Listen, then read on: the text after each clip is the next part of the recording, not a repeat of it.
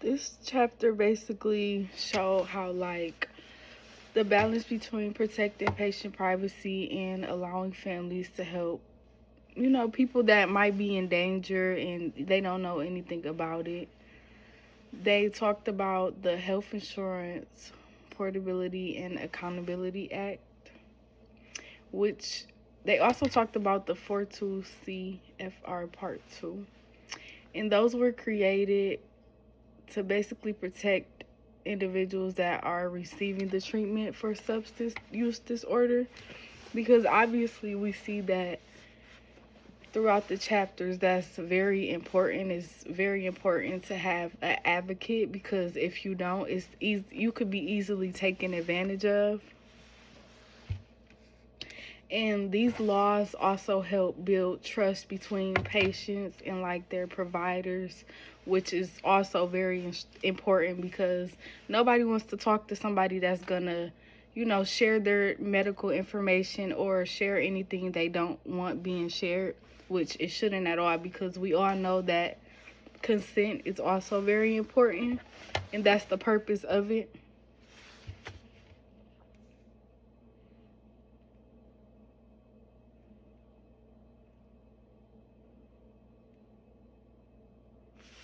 And also, we all know that, if a patient feels insecure about something, or if they feel like something's not being done right, they won't want the treatment at all altogether.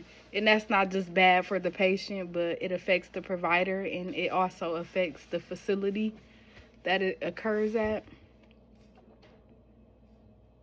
So these laws are very important because they promote, honest communication between the patients and providers, and they make them feel okay enough to get their treatment done and get help.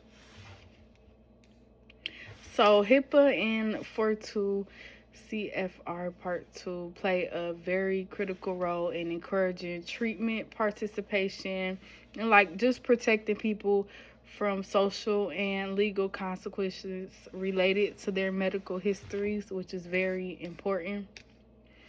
And then going to the case of Chris and his daughter, they talk about how Jenna demonstrates how the protection can also produce unintended consequences, for families who are trying to help their loved ones in the crisis. But because Jenna was the adult and Chris was denied access to the information about her treatment and the activity, even though she was under his health plan and had been reported missing, which is very sad for many reasons.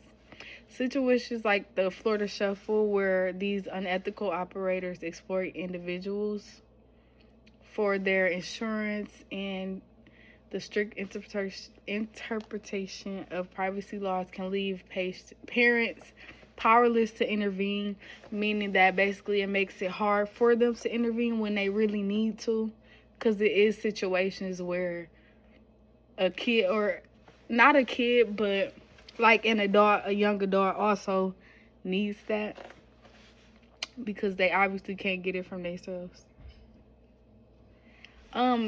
Chris' experience, it raised many important questions about whether the existing laws, provide patients with what they need to get help with substance abuse.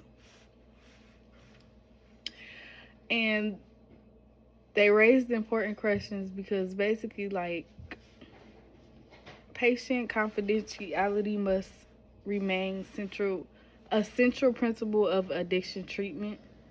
And the chapter basically gives a clear exception of how it may be necessary to allow limited information sharing with close family members in different circumstances, because some circumstances, is actually dangerous. And that's because you never know if a person is with them or really out to get them. So the story basically shows the need to be more careful when it comes to patient privacy and dignity, while also, you know, giving families that same thing. To act when someone's safety is at serious risk because it's very important. Thank you for watching.